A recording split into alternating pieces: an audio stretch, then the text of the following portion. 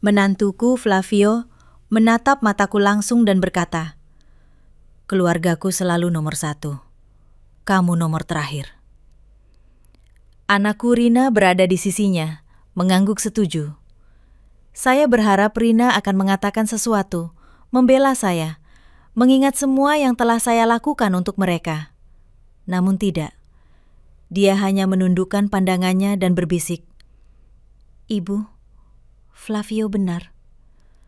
Saya merasakan sesuatu hancur di dalam dada.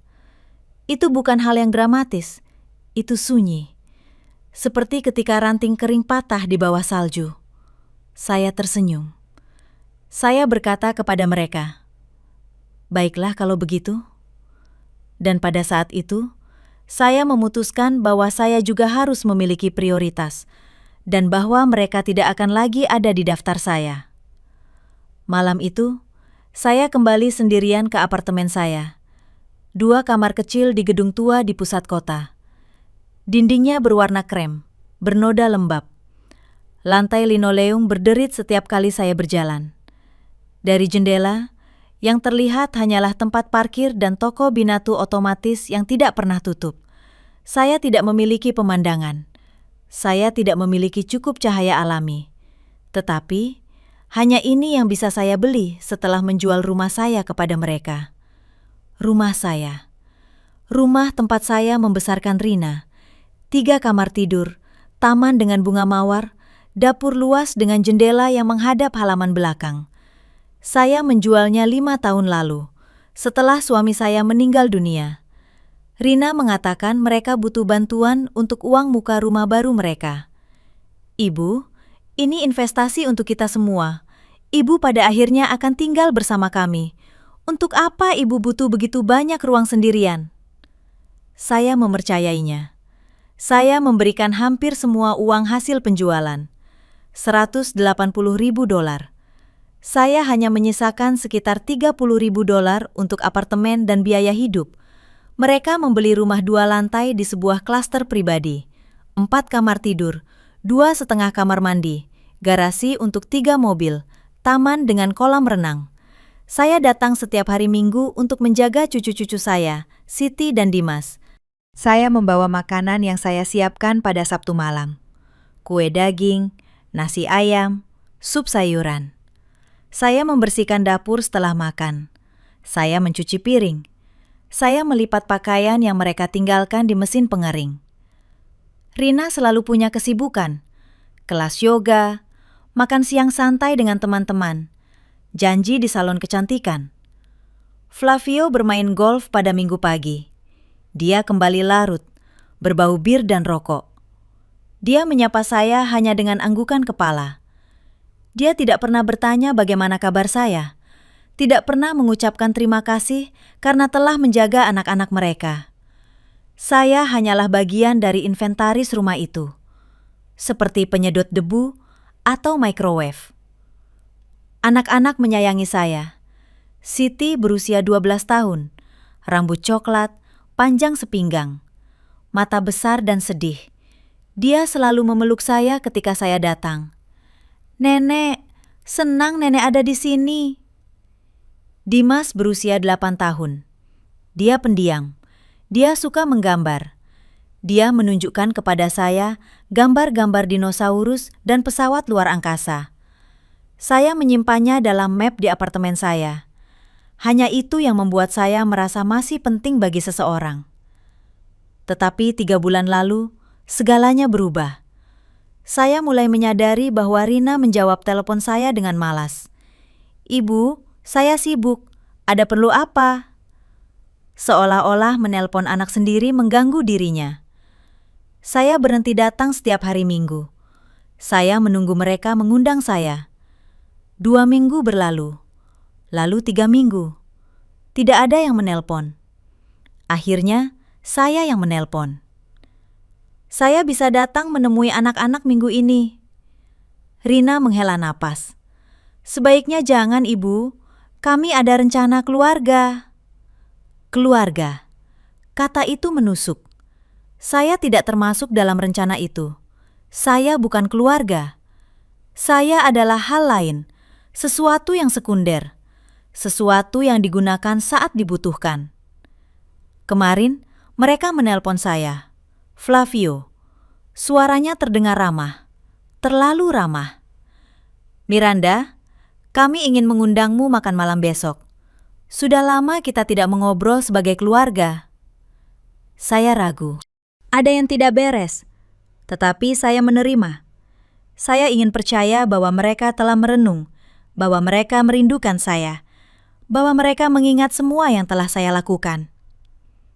Saya tiba pukul 7 malam. Saya menekan bel. Flavio membuka pintu. Dia mengenakan kemeja abu-abu mutiara, celana gelap, berbau lotion mahal. Dia menyambut saya dengan senyum yang tidak mencapai matanya. Silakan masuk, Miranda. Rina ada di dapur. Saya masuk. Rumah itu bersih tanpa celah. Lantai kayu mengilap. Furnitur kulit berwarna gading. Lampu kristal di ruang makan. Semua dibeli dengan uang saya. Rina keluar dari dapur. Dia mengenakan gaun hijau zaitun, ketat, rambut disanggul tinggi. Riasan wajah sempurna. Dia mencium pipi saya. Ciuman yang dingin, mekanis. Halo ibu, silakan duduk. Makan malam hampir siap. Saya duduk di meja makan. Flavio duduk di seberang saya.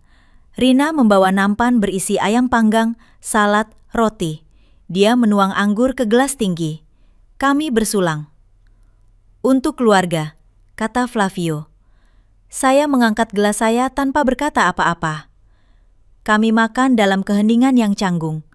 Saya berharap mereka akan mengatakan sesuatu, menjelaskan mengapa mereka mengundang saya. Tetapi hanya ada suara alat makan beradu dengan piring, mengunyah, menelan. Jam dinding menandai setiap detik. Akhirnya Flavio berbicara. Miranda, kami ingin membicarakan sesuatu yang penting. Dia menyeka mulutnya dengan serbet. Dia menatap Rina. Rina mengangguk. Flavio melanjutkan. Kami telah banyak memikirkan tentang dinamika keluarga kami, dan kami pikir ini saatnya untuk menetapkan batasan yang lebih jelas.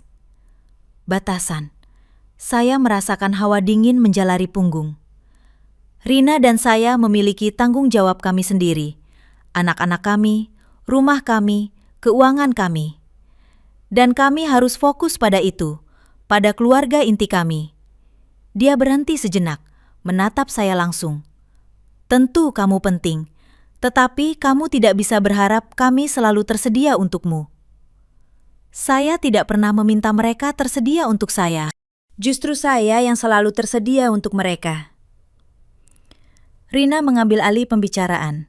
Suaranya terdengar seperti sudah dilatih. Ibu mengerti kan? Kami harus memikirkan diri kami sendiri terlebih dahulu. Siti dan Dimas, masa depan kami. Dia menarik napas dalam, dan kemudian dia mengatakannya. Keluargaku selalu nomor 1, kamu nomor terakhir. Keheningan yang mengikuti begitu pekat, berat, seperti timah cair. Saya menatap anak saya, anak yang saya susui selama setahun, anak yang saya rawat ketika dia terkena pneumonia pada usia 5 tahun, remaja yang menangis di pelukan saya ketika pacar pertamanya meninggalkannya, wanita yang telah saya berikan segalanya, secara harfiah segalanya. Saya berharap dia menarik kata-katanya, mengatakan bahwa dia salah bicara, bahwa dia tidak bermaksud begitu. Tetapi dia tidak melakukannya. Dia hanya menatap saya, menunggu reaksi saya. Ibu, Flavio benar, tambah Rina. Suaranya tegas, tidak ada keraguan, tidak ada penyesalan. Saya bisa saja berdiri, saya bisa saja berteriak, saya bisa saja menangis, tetapi saya tidak melakukan semua itu. Saya mengambil gelas anggur saya menyesapnya, saya meletakkannya kembali di atas meja dengan hati-hati. Saya tersenyum, senyum kecil, tenang. Baiklah kalau begitu, kata saya. Flavio berkedip, bingung. Rina mengerutkan kening. Mereka mengharapkan drama, mereka mengharapkan air mata, mereka berharap saya memohon. Saya tidak memberikan semua itu. Saya berdiri, saya melipat serbet saya meletakkannya di samping piring. Terima kasih atas makan malamnya, itu lezat. Saya berjalan menuju pintu. Saya mengambil tas saya, kunci saya. Ibu? Rina mengikuti saya sampai ke pintu masuk. Ibu baik-baik saja? Sangat baik, jawab saya. Kamu baru saja memperjelas sesuatu yang sangat penting bagiku, dan aku berterima kasih untuk itu. Saya keluar dari rumah itu. Saya naik ke mobil saya, sedan tua berwarna perak dengan penyok di pintu belakang. Saya menyalakan mesin. Saya berkendara melalui jalanan yang sepi menuju apartemen saya. Malam itu, saya tidak bisa tidur. Saya duduk di sofa apartemen, menatap dinding. Cat berwarna krem mengelupas di sudut-sudut. Ada noda lembab yang terlihat seperti peta. Saya memikirkan semua yang telah saya hilangkan untuk sampai di sini, ke tempat kecil ini, ke kesendirian ini. Saya ingat ketika Rina lahir. Itu adalah persalinan yang sulit. 18 jam mengejan. Suami saya, yang beristirahatlah dengan tenang, berada di sisi saya sepanjang waktu. Dia memegang tangan saya. Dia menyeka keringat di dahi saya. Ketika perawat akhirnya meletakkan Rina di pelukan saya menangis. Dia sempurna, kecil, rapuh, milik saya. Tahun-tahun pertama indah. Saya bekerja paruh waktu di toko kain. Suami saya adalah seorang akuntan di perusahaan konstruksi. Kami tidak punya banyak uang, tetapi itu cukup. Kami tinggal di apartemen 1 kamar. Rina tidur di tempat tidur bayi di samping tempat tidur kami.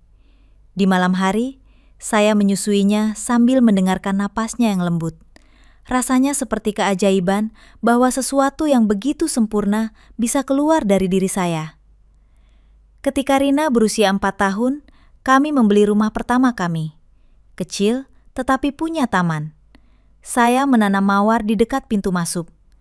Mawar berwarna koral dan kuning pucat. Rina membantu saya menyiramnya. Tangannya kotor oleh tanah. Dia tertawa. Suara itu adalah hal terindah di dunia. Suami saya bekerja berjam-jam. Dia berangkat pukul 6 pagi, kembali pukul 8 malam. Saya berhenti bekerja untuk menjaga Rina penuh waktu.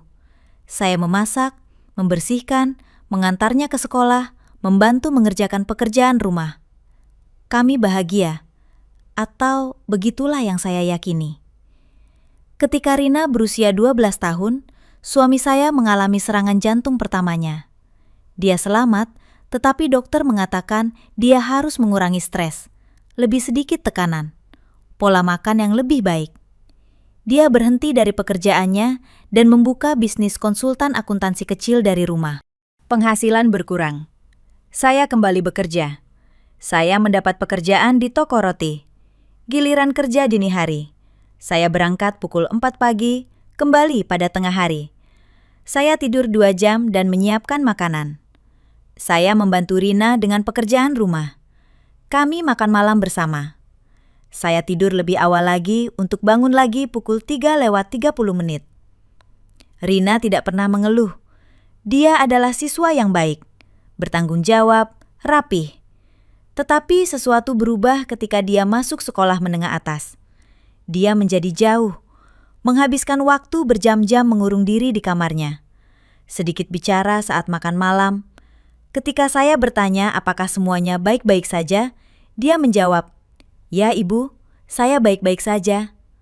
Tetapi tatapannya mengatakan hal lain. Pada usia 17 tahun, dia bertemu Flavio. Dia berusia 19 tahun. Belajar administrasi bisnis. Dia berasal dari keluarga berada. Ayahnya memiliki jaringan toko perkakas. Flavio mengendarai mobil baru, mengenakan pakaian bermerek. Dia mengundang Rina ke restoran mahal. Saya tidak percaya. Sesuatu dalam cara dia menatap saya membuat saya tidak nyaman. Seolah-olah saya lebih rendah. Seolah-olah saya tidak pantas berada di ruangan yang sama dengannya. Tetapi Rina sedang jatuh cinta, dan saya ingin dia bahagia. Mereka menikah ketika Rina berusia 23 tahun. Saya yang mengatur pernikahan. Saya menyewa aula, catering, bunga. Saya membayar semuanya dengan tabungan yang saya dan suami saya miliki. $12.000. Itu semua yang kami kumpulkan dalam 10 tahun. Tetapi itu adalah pernikahan anak saya. Itu sepadan. Upacara itu indah. Rina mengenakan gaun berwarna gading dengan renda di bahu. Dia terlihat berseri-seri. Dia berjalan menuju altar bergandengan tangan dengan ayahnya. Saya menangis di barisan depan. Air mata kebahagiaan, kebanggaan, harapan. Setelah pernikahan, Rina pindah bersama Flavio ke sebuah apartemen di area perumahan. Saya mengunjunginya setiap minggu. Saya membawa makanan. Saya membantunya membersihkan. Dia tampak bahagia, tetapi ada sesuatu di matanya yang membuat saya khawatir. Kesedihan yang sunyi, sebuah kepasrahan.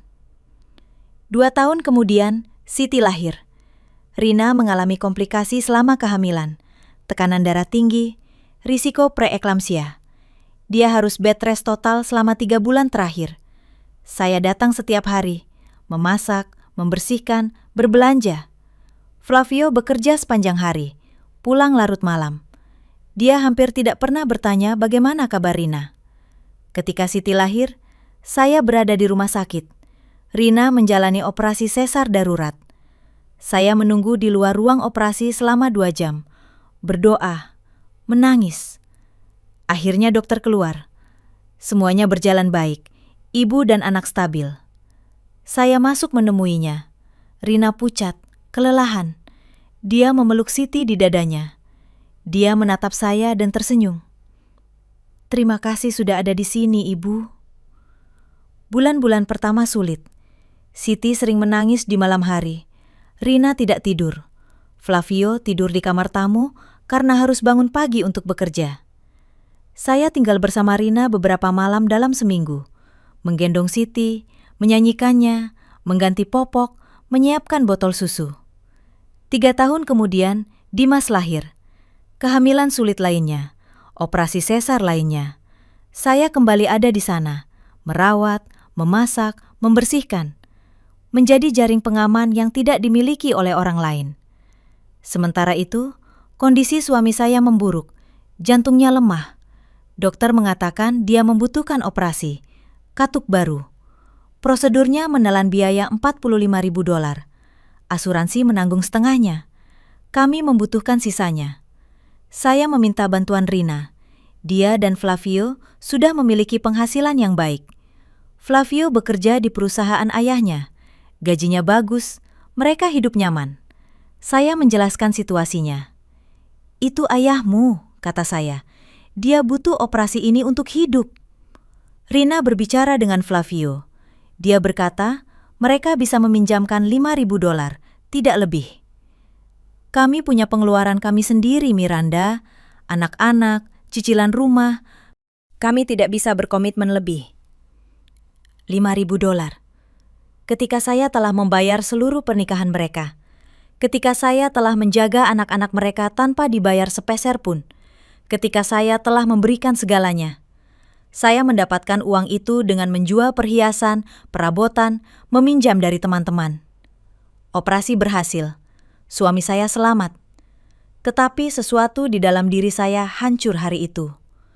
Saya mengerti bahwa bagi anak saya hanya berguna ketika dia membutuhkan. Suami saya hidup 4 tahun lagi. Tahun-tahun yang tenang. Kami duduk di taman di sore hari. Kami menyirami mawar bersama. Kami berbicara tentang kehidupan, tentang Rina, tentang cucu-cucu. Dia selalu berkata, "Rina akan berubah. Kamu akan lihat. Ketika dia dewasa, dia akan menghargaimu." Saya ingin mempercayainya. Dia meninggal suatu pagi di bulan Oktober. Serangan jantung besar. Dalam tidur, tanpa rasa sakit. Saya bangun dan dia sudah tidak bernapas. Saya memanggil ambulans. Saya menelepon Rina. Dia tiba 2 jam kemudian. "Flavio tidak datang. Dia ada rapat penting," kata Rina. Pemakamannya sederhana. hanya sedikit orang. Rina bersama saya selama upacara. Tetapi setelah menguburkannya, dia meninggalkan saya sendirian di rumah. "Ibu, saya harus menjemput anak-anak dari sekolah. Ibu akan baik-baik saja." Dia tidak menunggu jawaban saya. Saya ditinggalkan sendirian di rumah itu, penuh dengan kenangan. Setiap sudut berbicara tentang dia, tentang kami. Saya tidak bisa tinggal di sana. Saya memberitahu Rina bahwa saya akan menjual rumah itu. Dia bersemangat. "Ibu, kami sedang butuh bantuan untuk membeli rumah yang lebih besar. Anak-anak semakin besar, mereka butuh ruang sendiri." Dan begitulah cara saya kehilangan rumah saya, taman saya, mawar saya. Semua karena membantu anak yang kini mengatakan kepada saya bahwa saya berada di tempat terakhir. 2 minggu berlalu setelah makan malam itu. 2 minggu di mana saya tidak menerima telepon. Tidak ada pesan, tidak ada kunjungan. Seolah-olah Rina dan Flavio telah menghapus keberadaan saya dari hidup mereka. Dan anehnya, saya merasa lebih tenang dari sebelumnya. Saya berhenti mengirim pesan menanyakan kabar anak-anak. Saya berhenti menelepon pada hari Minggu. Saya berhenti menyiapkan makanan tambahan kalau mereka mengundang saya. Untuk pertama kalinya dalam beberapa tahun, akhir pekan saya adalah milik saya. Saya membaca, saya menonton film-film lama di televisi. Saya berjalan di taman dekat apartemen saya. Saya mengamati orang lain menjalani hidup mereka tanpa memikul beban rasa tidak berterima kasih. Namun, suatu Selasa sore, telepon saya berdering. Itu Rina. Saya ragu sebelum menjawab. Saya membiarkannya berdering 3-4 kali. Akhirnya saya menjawab. "Halo Ibu?" Suaranya terdengar ceria. Terlalu ceria. Seperti ketika dia masih kecil dan ingin meminta izin untuk sesuatu. "Apa kabar? Saya merindukanmu." Kata-kata itu terasa hampa. "Saya baik-baik saja," jawab saya. Suara saya netral, dingin. "Ibu, saya ingin mengundangmu ke acara spesial. Sabtu ini Siti berulang tahun. Dia akan berusia 13 tahun. Ibu tahu, itu usia yang penting. Kami ingin mengadakan pertemuan keluarga. Tidak terlalu besar, hanya kami." Anak-anak. Dia selalu menggunakan anak-anak sebagai umpan. "Saya tidak tahu apakah saya bisa," kata saya. "Saya punya rencana." Ada keheningan di sisi lain. Rina tidak mengharapkan jawaban itu. "Rencana? Rencana apa, Ibu?" Nadanya berubah. Tidak lagi manis. Itu bersifat menyelidik, kesal. "Pribadi," jawab saya. Saya tidak berutang penjelasan padanya. "Ibu, ini ulang tahun cucumu. Apa yang bisa lebih penting dari itu?" Sekarang suaranya memiliki sentuhan tuduhan, seolah-olah saya adalah orang jahat karena tidak segera tersedia. Saya menarik napas dalam. "Pukul berapa?" "Pukul 3 sore. Ibu bisa datang sejak pukul 2 untuk membantu saya menyiapkan beberapa hal. Ibu tahu betapa sulitnya bagi saya dengan begitu banyak tamu." Begitu banyak tamu. Saya pikir dia bilang itu sesuatu yang kecil, hanya keluarga. "Baiklah, saya akan datang pukul 3, kata saya, bukan pukul 2. Saya tidak akan datang lebih awal untuk bekerja gratis lagi. "Sempurna. Ibu, kami menunggumu. Oh, dan kalau ibu bisa membawakan kue coklat, itu akan sangat bagus. Siti sangat menyukainya." Tentu saja, mereka tidak hanya menginginkan kehadiran saya. Mereka menginginkan tenaga saya. Saya menutup telepon dan menatap layar. Ada yang tidak beres. Saya bisa merasakannya. Panggilan itu terlalu diperhitungkan. Terlalu ramah setelah 2 minggu keheningan total. Rina menginginkan sesuatu. Dan itu bukan hanya untuk membawa kue. Hari Sabtu tiba. Saya memanggang kue coklat malam sebelumnya. 3 lapis. Isi krim coklat. Lapisan luar yang lembut. Saya menaruh 13 lilin perak di atasnya. Saya menyimpannya dalam wadah khusus.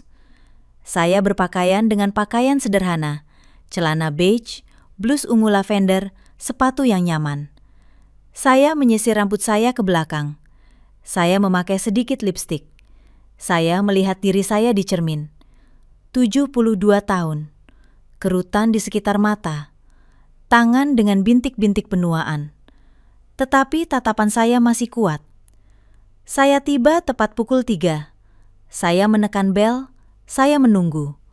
Pintu terbuka. Itu Flavio. Dia mengenakan jeans dan kemeja abu-abu muda. Dia tersenyum, tetapi senyumnya tidak mencapai matanya. "Miranda, bagus kamu datang. Silakan masuk." Saya masuk dengan kue. Rumah itu sunyi, terlalu sunyi. "Di mana para tamu?" tanya saya. Ada perubahan rencana. Kami memutuskan untuk melakukan sesuatu yang lebih intim. Hanya kami. Flavio menutup pintu di belakang saya.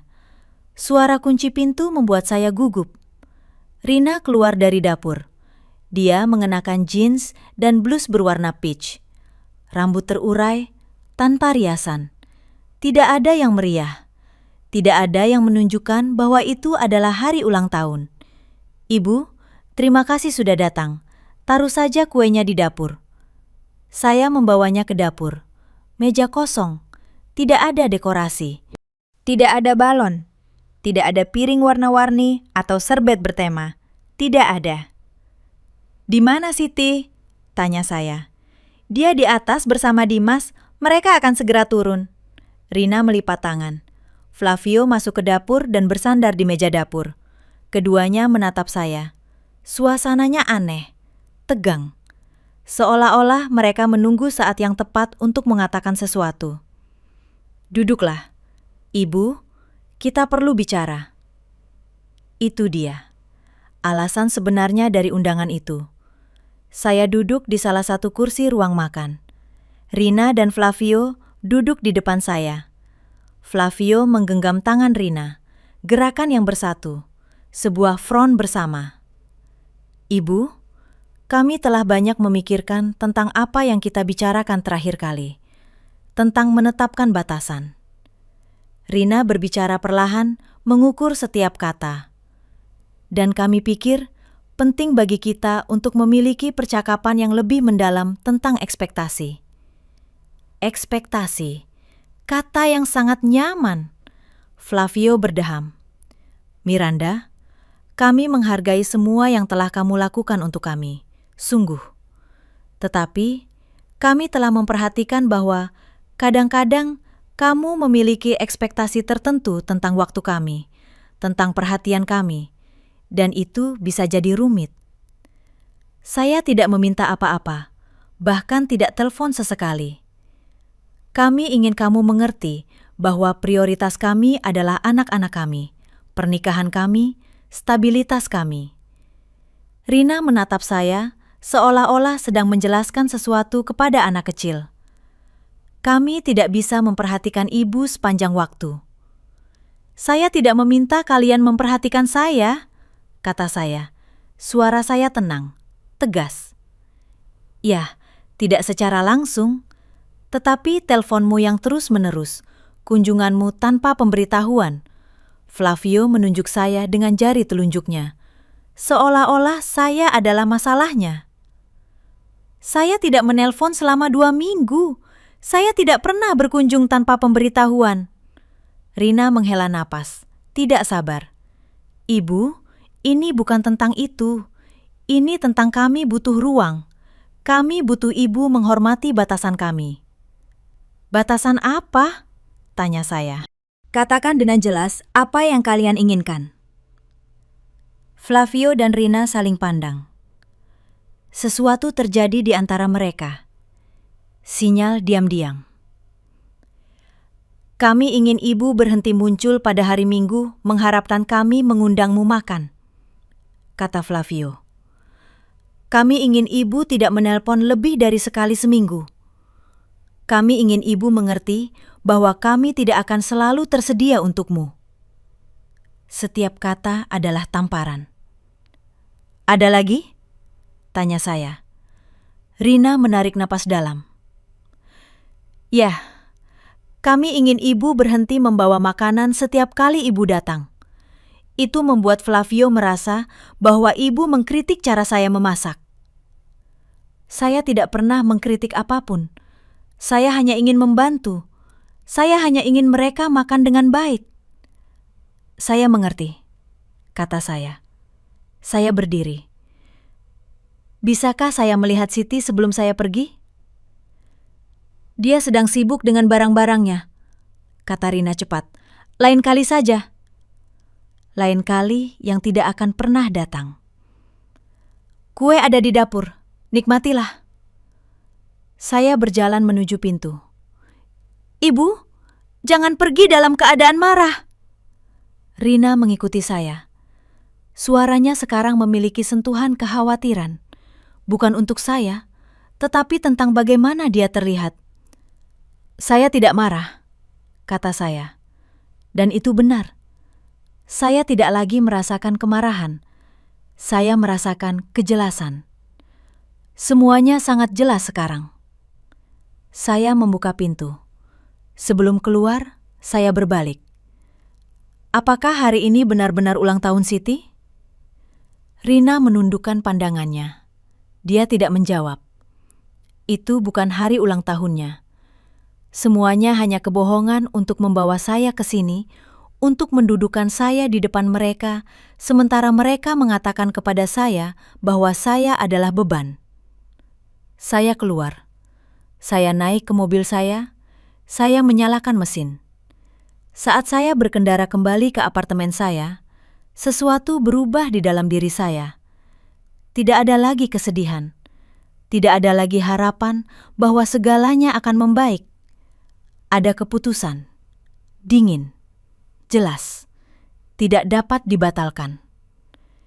Jika saya adalah penghalang dalam hidup mereka, maka mereka akan menghilang dari hidup saya sepenuhnya. Saya tiba di apartemen saya dan mengunci pintu. Saya melepas sepatu saya duduk di sofa. Saya menatap langit-langit.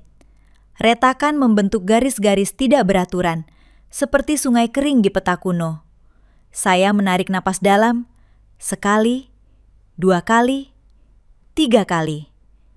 Sesuatu telah berakhir, tetapi sesuatu yang lain sedang dimulai. Saya berdiri dan pergi ke kamar tidur saya. Saya membuka laci bawah lemari laci saya. Di sana saya menyimpan semua dokumen penting.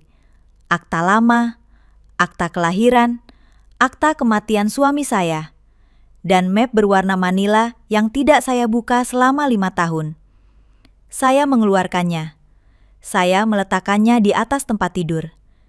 Di dalamnya ada semua surat penjualan rumah saya, kontrak, transfer bank, kwitansi.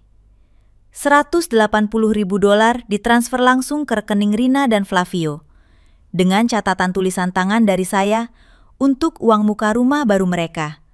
Dengan cinta, Ibu. Saya duduk di tempat tidur dan memeriksa setiap lembar kertas.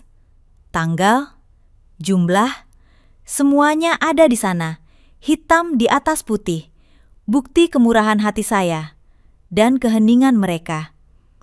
Saya mengambil telepon saya. Saya mencari di kontak saya nama yang tidak saya panggil selama bertahun-tahun. Siti Palma, tetangga saya dari rumah lama. Terakhir kali kami berbicara adalah di pemakaman suami saya. Dia datang, dia memeluk saya. Dia berkata, "Jika kamu butuh sesuatu, apapun itu, telpon aku." Saya menelpon, berdering 4 kali. "Halo?" Suaranya serak tapi hangat. "Siti, ini Miranda." Miranda teles. Ada jeda, lalu teriakan kegembiraan. "Miranda, ya Tuhan, sudah berapa lama? Apa kabar? Di mana saja kamu?" "Saya perlu bicara denganmu," kata saya, secara langsung. "Bisakah kita bertemu?" "Tentu saja. Kapan?" "Besok." "Besok, sempurna. Datanglah ke rumahku. Ingat alamatnya?" Saya ingat. Saya menutup telepon. Saya berbaring di tempat tidur dengan map di dada. Saya menutup mata. Untuk pertama kalinya dalam beberapa minggu, saya tidur nyenyak. Keesokan harinya, saya bangun pagi. Saya mandi. Saya berpakaian dengan pakaian yang nyaman. Celana coklat tua, blus berwarna krem, sweater tipis.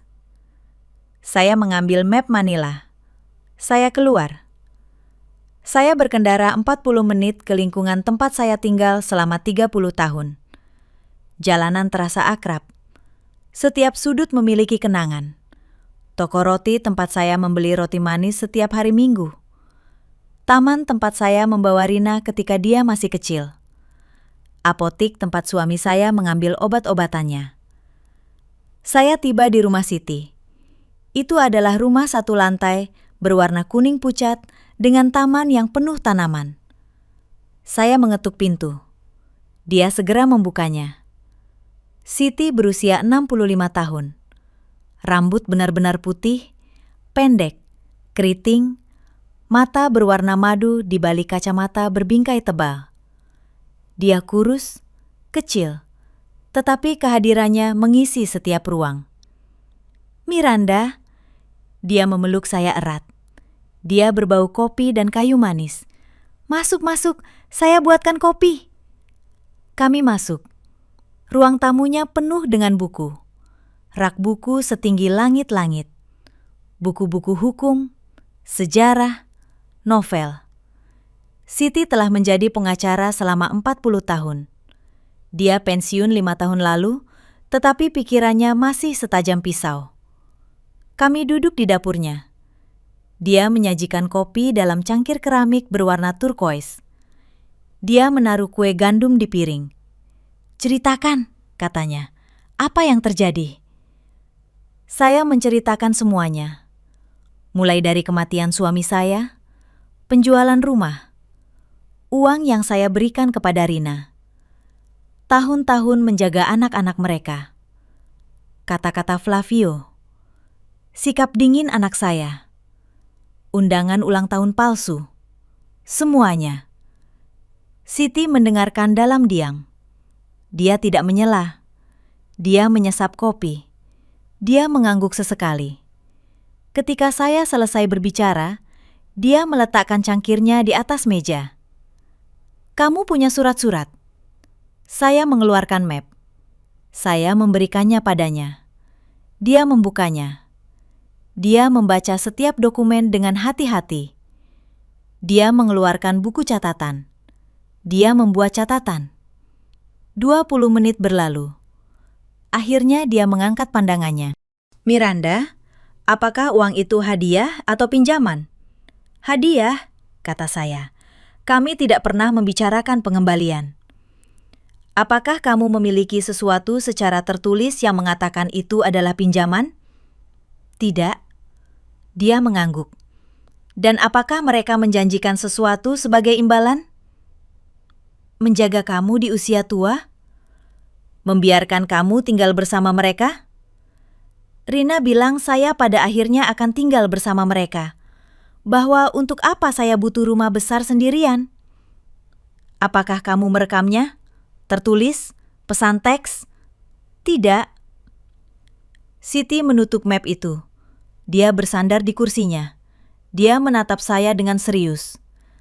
"Secara hukum, akan sulit untuk mendapatkan uang itu kembali. Itu adalah hadiah, tidak ada kontrak, tidak ada janji yang didokumentasikan." Dia berhenti sejenak.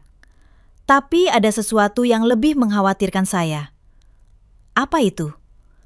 "Apakah kamu baru-baru ini memeriksa rekening bankmu? Dokumen-dokumenmu? Apakah kamu punya surat wasiat?" "Saya punya surat wasiat. Semuanya jatuh ke tangan Rina ketika saya meninggal. Dia tahu itu." "Ya." Siti mengetuk-ngetukkan jari di atas meja. "Miranda, saya ingin kamu melakukan sesuatu. Hari ini, sekarang juga. Saya ingin kamu pergi ke bankmu. Periksa setiap pergerakan selama 5 tahun terakhir. Setiap penarikan, setiap transfer. Saya ingin kamu memverifikasi apakah ada orang lain yang memiliki akses ke rekeningmu." "Kenapa?" "Karena saya pernah melihat ini sebelumnya. berkali-kali. Anak-anak yang memanipulasi orang tua lanjut usia, yang mengambil kendali atas keuangan mereka sedikit demi sedikit, yang membuat mereka menandatangani surat-surat tanpa mereka benar-benar mengerti apa yang mereka tanda tangani. Dia menatap mata saya langsung. Apakah Rina memiliki surat kuasa atas dirimu? Jantung saya berdetak lebih cepat. Saya tidak tahu. Apakah kamu baru-baru ini menandatangani surat-surat? Dokumen yang dia bawa kepadamu? Apakah dia pernah meminta kamu menandatangani sesuatu untuk mempercepat prosedur? Atau kalau terjadi sesuatu? Saya berpikir. Saya ingat. 2 tahun lalu, Rina datang ke apartemen saya dengan beberapa surat. Dia bilang itu untuk memperbarui asuransi kesehatan saya. Tanda tangan saja di sini, Ibu. Ini hanya prosedur. Saya menandatangani tanpa membaca. Saya mempercayainya. Ya, kata saya. Suara saya terdengar lemah. 2 tahun lalu, surat-surat asuransi kesehatan. Siti menutup matanya. Dia menghela napas. Miranda, saya ingin kamu memberi saya izin untuk menyelidiki. Saya punya koneksi. Saya bisa mencari tahu apa yang kamu tanda tangani. Saya bisa memeriksa apakah ada pergerakan aneh di rekeningmu. Saya bisa memverifikasi apakah ada orang yang menggunakan namamu untuk sesuatu. Apakah kamu pikir Rina mencuri dariku? Saya tidak tahu.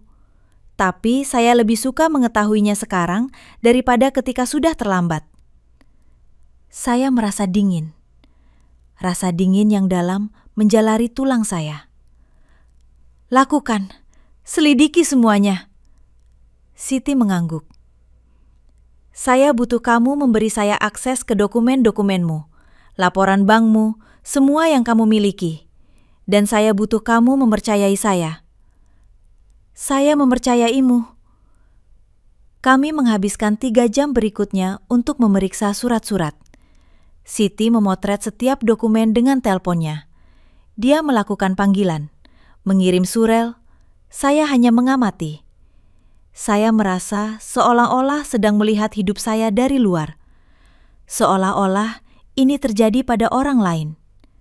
Akhirnya, Siti meletakkan teleponnya di atas meja. Saya butuh 2 hari. 2 hari untuk mendapatkan informasi. Kembali pada hari Rabu, pada jam yang sama. Dan sementara itu, jangan katakan apa-apa kepada Rina. Tidak ada kepada Flavio. Bertindak normal. Jika mereka menelpon, jawab. Jika mereka mengundangmu, terima. Saya tidak ingin mereka curiga kamu sedang menyelidiki. Bagaimana jika mereka meminta uang? Katakan kamu tidak punya, bahwa pengeluaranmu meningkat. Buatlah alasan. Tapi jangan berikan apa-apa kepada mereka. Saya mengangguk. Saya berdiri. Siti menemani saya ke pintu. Miranda, katanya sebelum saya pergi. Bersiaplah. Kadang-kadang kebenaran lebih menyakitkan daripada ketidaktahuan. Sudah menyakitkan, jawab saya. Sekarang, saya hanya ingin tahu seberapa parahnya. Saya berkendara kembali ke apartemen saya. Langit berwarna abu-abu, mengancam akan hujan. Saya masuk, saya menutup pintu. Saya duduk di sofa. Telepon saya berdering. Itu Rina. Saya menarik napas dalam. Saya menjawab. Halo Ibu, saya hanya ingin meminta maaf atas kemarin. Saya rasa kami terlalu keras padamu. Suaranya terdengar menyesal, terperhitungkan. Jangan khawatir, kata saya. Saya mengerti. Benarkah? Oh Ibu, kamu menghilangkan beban dari pundakku. Saya sangat mencintaimu. Ibu tahu itu kan? Saya tahu. Hei Ibu, saya perlu minta bantuan. Itu dia. Alasan sebenarnya dari panggilan itu. Katakan. Saya perlu pinjam $3.000. Ini darurat. Dimas butuh kawat gigi. dan dokter gigi meminta pembayaran di muka. $3.000. Siti telah memberitahu saya untuk mengatakan tidak. Rina, saat ini saya tidak bisa. Pengeluaran saya sangat tinggi, obat-obatan, sewa. Ibu, hanya 3.000. Saya tahu ibu memilikinya. Tolong, ini untuk cucumu. Maaf, saya tidak bisa. Ada keheningan. Lalu suaranya berubah, menjadi dingin. Saya mengerti. Baiklah, sampai jumpa. Dia menutup telepon. Saya menatap telepon. Ada yang tidak beres. Sangat tidak beres. Dan dalam 2 hari, saya akan tahu persis apa itu. 2 hari berlalu lambat. Terlalu lambat. Setiap jam terasa seperti sehari penuh. Saya mencoba menyibukkan diri, membersihkan apartemen saya, menonton televisi tanpa memperhatikan, memasak makanan yang hampir tidak saya cicipi. Pikiran saya ada di tempat lain, pada apa yang mungkin ditemukan Siti, pada apa yang mungkin telah dilakukan Rina. Pada Selasa malam, Rina menelpon saya lagi. Ibu, kami mendapatkan uang untuk kawat gigi Dimas. Seorang teman Flavio meminjamkan, tapi saya ingin mengatakan bahwa saya sakit hati ketika ibu bilang tidak. Setelah semua yang telah mereka lakukan untuk saya, menarik sekali cara pandang mereka. Saya senang kalian mendapatkan uangnya, kata saya. Suara saya datar. Ya, baiklah. Saya hanya ingin ibu tahu. Dia menutup telepon tanpa mengucapkan selamat tinggal. Hari Rabu akhirnya tiba. Saya bangun pukul 6 pagi, meskipun janji saya dengan Siti adalah pukul 10. Saya mandi, saya berpakaian, saya minum kopi. Saya menunggu. Pukul 8:30, saya tidak tahan lagi. Saya naik ke mobil dan berkendara menuju rumahnya. Saya tiba 40 menit kemudian. Saya mengetuk pintu. Siti segera membukanya. Ekspresinya serius. Terlalu serius. Kamu datang lebih awal, katanya. Saya tidak bisa menunggu lebih lama. Dia mengangguk. Masuk, kamu perlu duduk untuk ini. Kami masuk ke ruang tamunya. Di atas meja kopi ada map tebal, coklat tua, diikat dengan karet. Saya duduk di sofa. Siti duduk di depan saya. Dia meletakkan map itu di antara kami. Miranda, sebelum saya membuka ini, saya ingin kamu menarik napas. Saya ingin kamu siap. Katakan saja. Siti membuka map itu. Dia mengeluarkan beberapa dokumen. Dia meletakkannya di atas meja satu persatu. Pertama, surat-surat yang kamu tanda tangani 2 tahun lalu. Itu bukan untuk memperbarui asuransi kesehatanmu. Dia menunjukkan kepada saya selembar kertas. Ini adalah surat kuasa. Surat kuasa yang luas dan permanen. Kamu memberikan Rina kendali penuh atas keuanganmu, propertimu, keputusan medismu, semuanya. Saya merasa lantai bergerak di bawah saya. Saya tidak tahu. Saya tahu, dia menipumu. Dan yang lebih buruk, dia melakukannya di depan notaris. Tanda tanganmu ada di sana. Itu legal. Saya mengambil kertas itu. Tangan saya gemetar. Itu dia. Tanda tangan saya. Besar. Jelas. Di samping kata-kata yang tidak pernah saya baca. Kata-kata yang memberi anak saya kekuasaan mutlak atas hidup saya. Tapi ada lagi, lanjut Siti. Dia mengeluarkan surat-surat lain.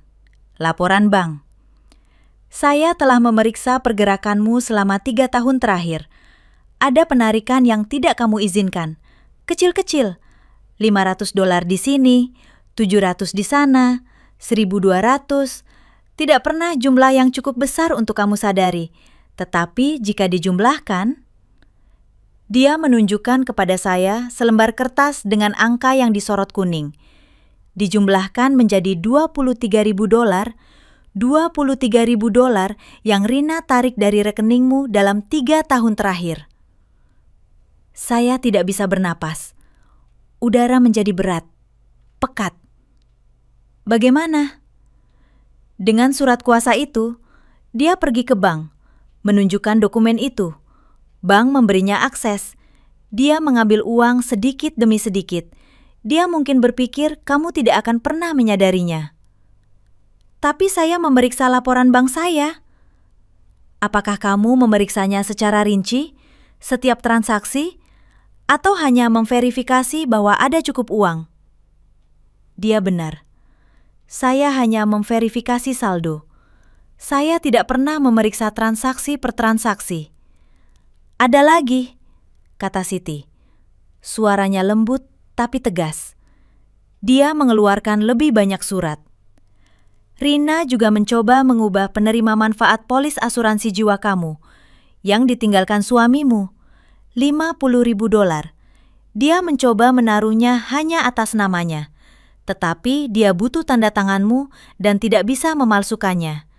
Itu sebabnya masih atas nama kalian berdua, kamu dan dia sebagai penerima manfaat sekunder. $50.000. Uang terakhir yang saya miliki sebagai perlindungan. Mengapa dia melakukan ini? Suara saya tercekat. Saya ibunya. Siti mendekat. Dia meletakkan tangannya di atas tangan saya. Karena orang melakukan hal-hal buruk ketika menyangkut uang, terutama ketika mereka merasa berhak atasnya. Apalagi? Tanya saya. Karena saya tahu masih ada lagi. Saya melihatnya di matanya. Siti menarik napas dalam. Dia mengeluarkan dokumen terakhir. Itu adalah surel tercetak. Ini diberikan oleh kontak yang bekerja di layanan sosial. 6 bulan lalu, Rina bertanya tentang panti jompo, khususnya tentang panti jompo berbiaya rendah, publik, dan tentang proses untuk menyatakan seseorang tidak kompeten secara mental. Dunia berhenti. Apa? Dia sedang menyelidiki cara untuk menampungmu, cara untuk membuatmu dinyatakan tidak kompeten agar dia memiliki kendali penuh atas segalanya, uangmu, apartemenmu, semuanya. Air mata mulai jatuh. Saya tidak bisa menghentikannya. Anak saya sendiri ingin mengurung saya. Anakmu sendiri menginginkan uangmu, dan kamu adalah penghalang. Saya menutupi wajah saya dengan tangan. Saya menangis. Saya menangis untuk anak yang saya besarkan, untuk tahun-tahun yang saya curahkan padanya, untuk cinta yang saya berikan tanpa syarat, untuk pengkhianatan yang tidak pernah saya bayangkan. Siti membiarkan saya menangis. Dia tidak mengatakan apa-apa. Dia hanya ada di sana. Ketika akhirnya saya tenang, saya mendongak. Apa yang bisa saya lakukan? Siti duduk tegak. Ekspresinya berubah. Dia bukan lagi teman yang berbelas kasih. Dia adalah pengacara, ahli strategi. Pertama, kita cabut surat kuasa itu, hari ini juga. Saya punya notaris terpercaya, dia akan datang dalam 1 jam. Kamu tanda tangan pencabutan dan Rina kehilangan semua akses. Bagaimana jika dia marah? Biarkan dia marah, itu tidak penting lagi. Apalagi? Kamu ganti semua kata sandimu, bank, surel, semuanya. Kamu buka rekening baru di bank lain. Kamu transfer uangmu ke sana, tutup rekening lama. Kamu ganti penerima manfaat asuransi jiwamu, hapus Rina sepenuhnya. Jika kamu mau, taruh atas nama organisasi amal. Atau biarkan tanpa penerima manfaat sampai kamu memutuskan apa yang harus dilakukan. Ya. Dan terakhir, Siti berhenti sejenak. Kita ajukan laporan atas dasar penipuan, atas penyalahgunaan finansial lansia.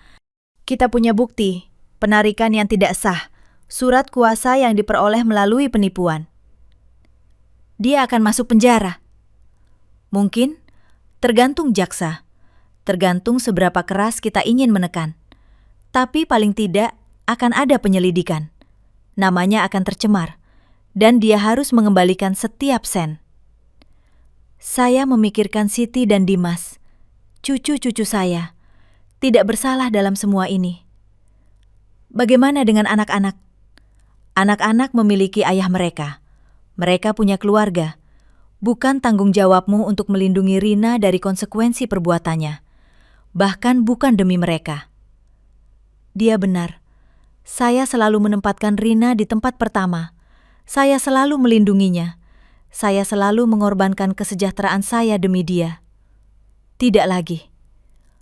Lakukan, kata saya. Lakukan semuanya. Siti tersenyum. Itu bukan senyum gembira. Itu adalah senyum kepuasan, keadilan. Notaris akan segera tiba.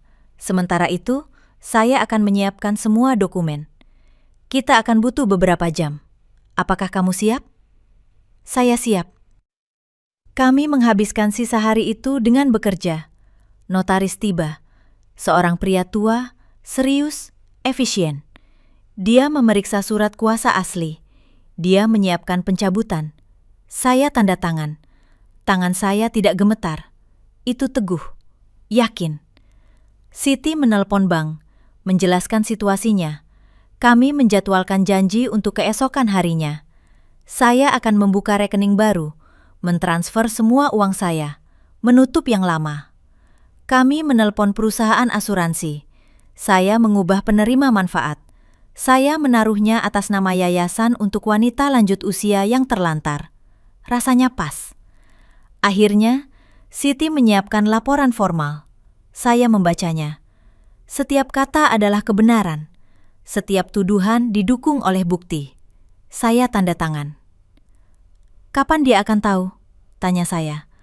Bank akan memberitahunya besok bahwa dia tidak lagi memiliki akses. Pencabutan kuasa didaftarkan hari ini. Dalam 48 jam, dia akan menerima panggilan penyelidikan. Dia akan menelpon saya. Mungkin, jangan dijawab.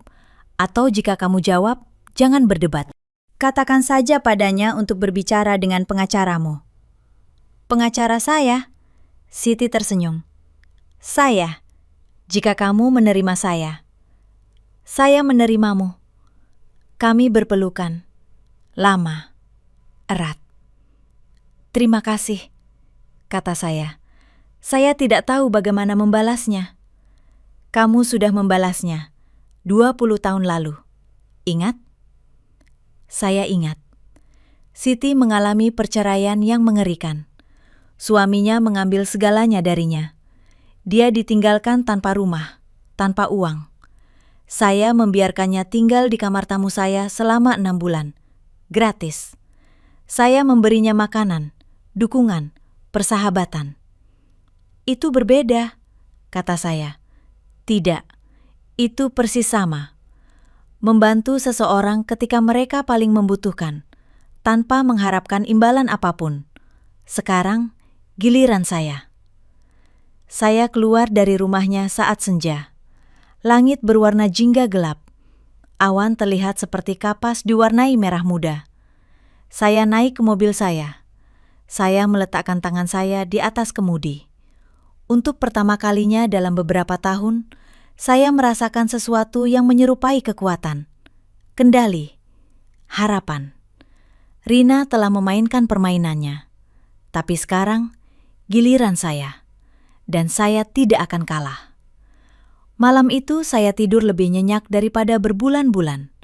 Saya tidak bermimpi. Saya tidak terbangun di tengah malam.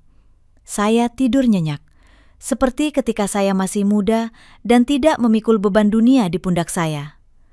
Saya bangun pukul 7 pagi. Matahari masuk melalui jendela kamar saya. Sinar tipis cahaya keemasan yang menerangi debu di udara. Saya bangun. Saya mandi. Saya berpakaian dengan hati-hati. Celana abu-abu tua, blus putih bersih, sepatu tertutup. Saya menyisir rambut saya ke belakang. Saya memakai anting-anting perak kecil.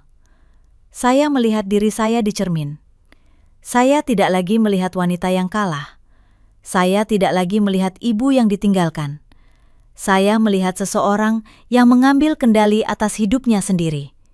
Akhirnya. Pukul 9 pagi saya tiba di bank. Itu adalah cabang yang berbeda dari yang saya gunakan selama bertahun-tahun. Lebih baru. Lebih bersih. Manajer sedang menunggu saya. Seorang pria muda, usia 30-an. Setelan jas berwarna arang, dasi merah anggur. Nyonya Teles, selamat datang. Nama saya Budi Beltran. Saya mengerti Anda perlu membuka rekening baru. Benar. Kami duduk di kantornya. Dindingnya berwarna beige terang. Ada ijazah berbingkai. Foto keluarganya, istri, 2 anak kecil. Mereka terlihat bahagia. Saya mengerti dari pengacara Anda bahwa Anda mengalami masalah dengan akses tidak sah ke rekening Anda sebelumnya. Benar. Saya sangat menyesal Anda harus melalui itu. Di sini kami akan memastikan uang Anda sepenuhnya terlindungi. Kami akan membuka rekening dengan autentikasi ganda. Tidak ada yang bisa melakukan pergerakan tanpa persetujuan langsung Anda, bahkan dengan surat kuasa. Sempurna. Kami mengisi formulir, pertanyaan tentang informasi pribadi saya, alamat saya, tanggal lahir saya, penerima manfaat. Saya membiarkan bagian itu kosong untuk saat ini. Berapa banyak yang ingin Anda transfer dari rekening Anda sebelumnya? Semua, sampai sen terakhir. Budi mengangguk. Dia tidak bertanya. Dia memproses transfer. $27.400. Semua yang tersisa setelah penarikan Rina. Transfer akan diproses dalam 24 jam. Sementara itu, rekening lama Anda akan diblokir untuk penarikan. Anda ingin menutupnya sepenuhnya? Ya, saya tidak ingin ada $1 pun tersisa di sana. Dimengerti, saya akan memprosesnya hari ini juga. Saya menandatangani surat-surat terakhir. Budi memberi saya kartu baru, cek sementara, kode akses. Jika seseorang mencoba mengakses rekening Anda sebelumnya, mereka akan menerima pemberitahuan bahwa rekening telah ditutup. Mereka tidak akan dapat melacak kemana dana dipindahkan. Privasi Anda terlindungi. Terima kasih. Saya keluar dari bank. Saya naik ke mobil saya. Saya menarik napas dalam. Langkah 1 selesai. Saya berkendara kembali ke apartemen saya. Dalam perjalanan, saya berhenti di toko elektronik. Saya membeli telepon baru. Prabayar. Nomor baru. Tidak ada yang akan memiliki nomor itu kecuali Siti dan lembaga-lembaga penting. Saya tiba di rumah. Saya menghabiskan 3 jam berikutnya untuk mengganti kata sandi. Surel. Akun layanan. Semuanya. Kata sandi yang panjang, rumit, mustahil ditebak. Saya menulis masing-masing di buku catatan yang saya simpan di tempat yang aman. Saya menelpon perusahaan asuransi lagi. Saya mengonfirmasi perubahan penerima manfaat. Mereka mengirim saya surel konfirmasi. Saya mencetaknya. Saya menyimpannya di map dokumen penting saya. Pukul 2 siang, telepon lama saya berdering. Itu Rina. Saya melihat layar. Saya membiarkannya berdering. Sekali, 2 kali, 5 kali. Akhirnya saya menjawab. Halo? Ibu? Apa yang kamu lakukan? Suaranya adalah teriakan, kemarahan murni. Maksudmu apa? Bang, saya pergi ke bank untuk melakukan penarikan dan mereka bilang saya tidak punya akses lagi, bahwa rekeningnya ditutup. Apa yang terjadi? Saya menutup rekening itu. Kenapa? Tanpa memberitahu saya? Saya tidak harus memberitahumu apa-apa. Itu rekening saya. Uang saya. Tapi saya punya surat kuasa. Saya punya hak untuk mengaksesnya. Kamu punya? Tidak lagi. Saya mencabut kuasa itu kemarin. Keheningan. Keheningan yang panjang dan berat. Apa? Suaranya kini rendah. Berbahaya. Saya mencabut surat kuasa yang kamu suruh saya tanda tangani 2 tahun lalu. Yang kamu bilang itu untuk asuransi kesehatan. yang kamu gunakan untuk mencuri $23.000 dariku. Mencuri? Saya tidak mencuri apa-apa darimu. Uang itu untuk pengeluaran keluarga, untuk hal-hal yang kami butuhkan. Hal-hal yang tidak pernah kamu konsultasikan denganku. Uang yang kamu ambil tanpa izin saya. Saya anakmu, saya tidak butuh izinmu. Ya, kamu butuh. Dan kamu sudah tidak memilikinya. Saya mendengarnya bernapas, cepat, gugup. Ibu, saya tidak tahu siapa yang menaruh ide-ide itu di kepalamu, tapi kamu melakukan kesalahan. Saya hanya mencoba membantumu, melindungimu. Melindungiku? Menyelidiki panti jompo untuk menampungku? Mencari cara untuk membuatku dinyatakan tidak kompeten? Keheningan lain, yang ini lebih lama. Siapa yang memberitahumu itu? Tidak penting siapa, yang penting adalah itu benar. Saya hanya menyelidiki opsi. Kalau-kalau suatu hari nanti, di masa depan, ibu membutuhkannya. Saya tidak butuh apa-apa darimu, Rina. Dan saya jelas tidak butuh kamu berencana mengurung saya untuk mengambil sedikit yang tersisa. Ini konyol. Ibu paranoid. Ibu mungkin punya demensia dan bahkan tidak menyadarinya. Kata-katanya adalah panah. Dirancang untuk menyakiti saya, untuk membuat saya ragu. Tetapi itu tidak lagi berhasil. Saya berusia 72 tahun, Rina. Saya tidak punya demensia. Saya punya kejelasan untuk pertama kalinya dalam waktu yang lama. Ibu, tolong. Mari kita bicara dengan tenang. Datanglah ke rumah. Mari kita bahas ini sebagai orang dewasa. Saya tidak akan datang ke rumahmu dan tidak ada lagi yang perlu dibahas. Maksudmu apa? Maksud saya, mulai hari ini kita akan memiliki hubungan yang berbeda berdasarkan batasan, penghormatan, dan konsekuensi. Konsekuensi? Kamu mengancam saya? Tidak, saya memberitahumu. Saya sudah mengajukan laporan formal atas penyalahgunaan finansial. Penyelidikan akan dimulai dalam beberapa hari ke depan.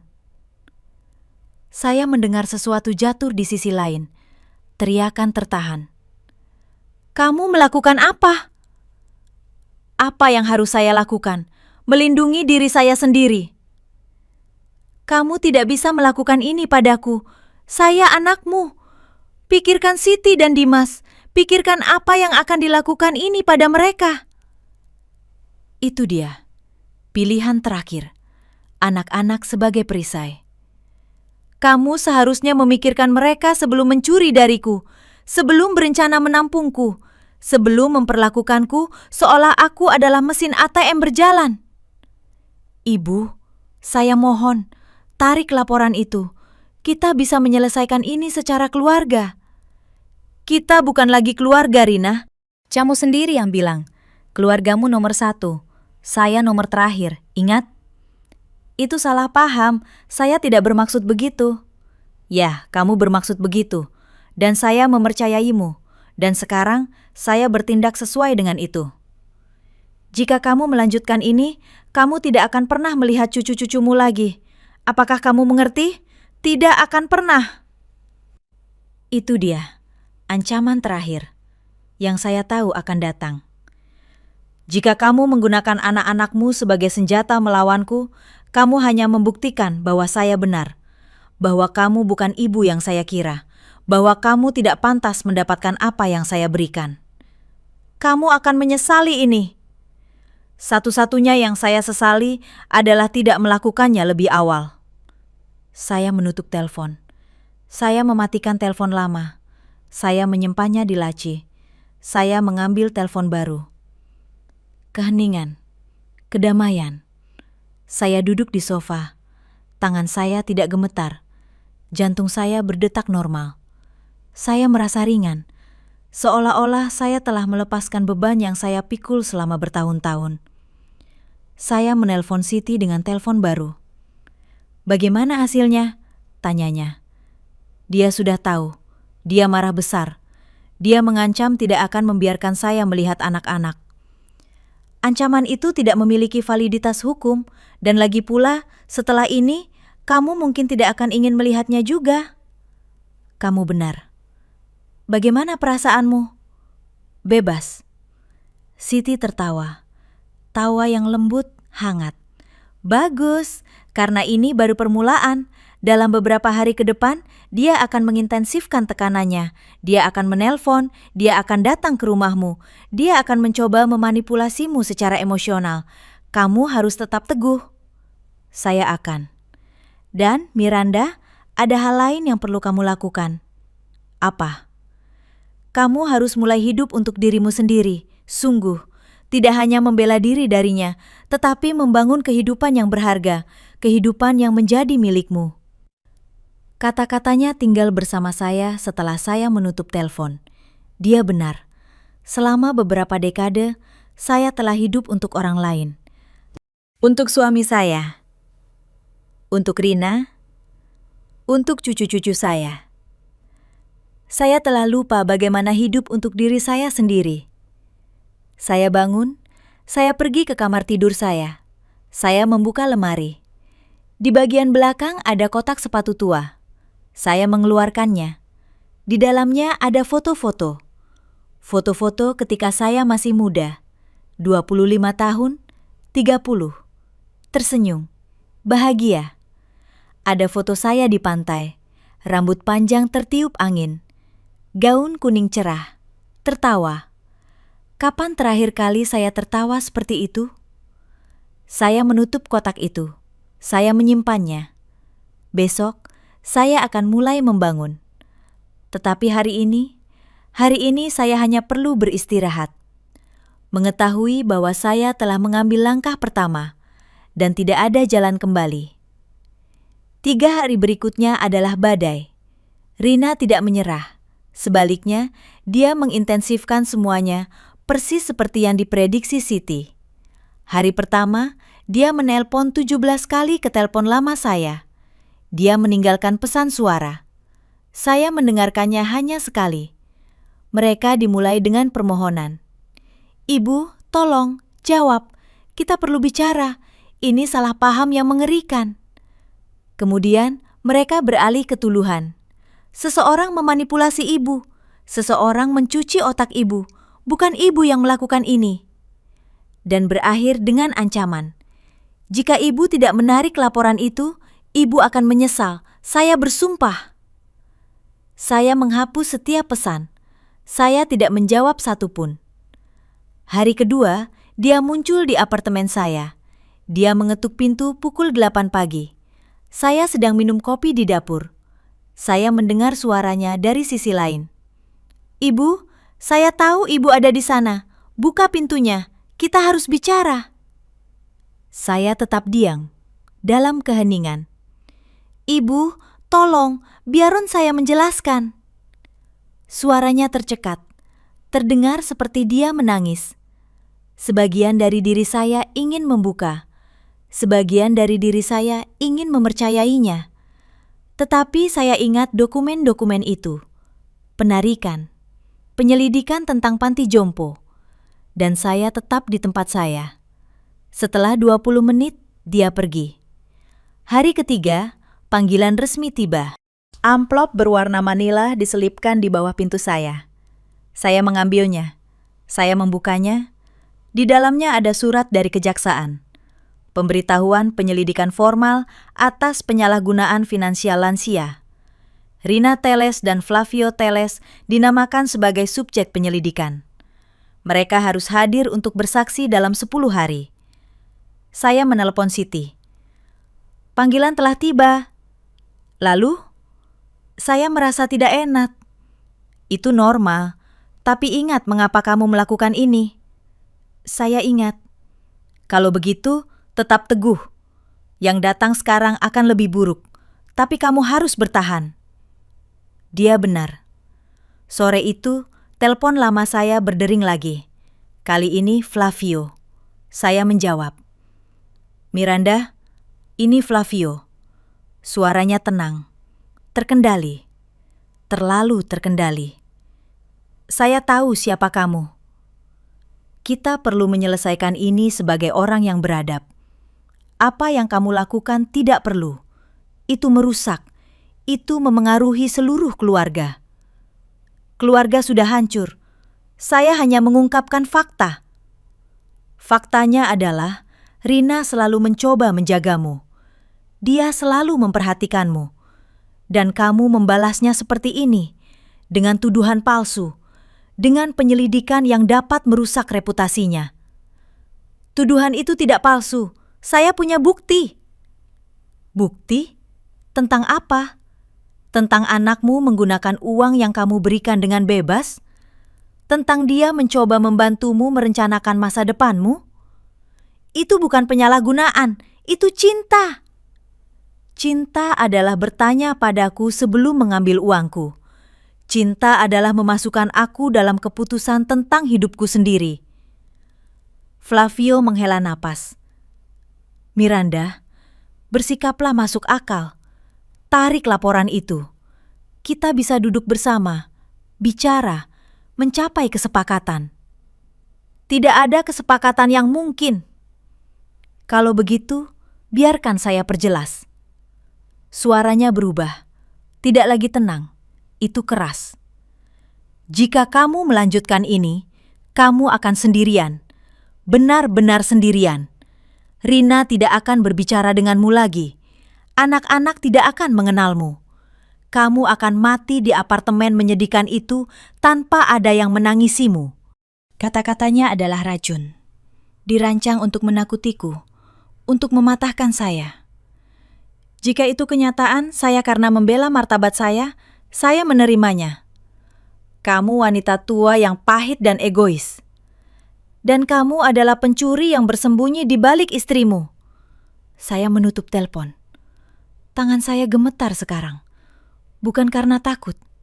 Karena kemarahan. Karena kemarahan. Beraninya dia.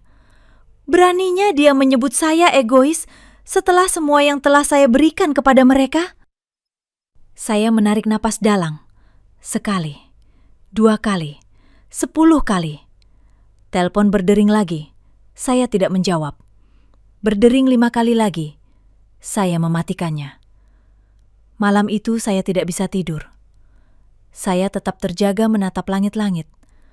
Memikirkan Siti dan Dimas. Wajah kecil mereka. Pelukan mereka. Apakah saya akan melihat mereka lagi?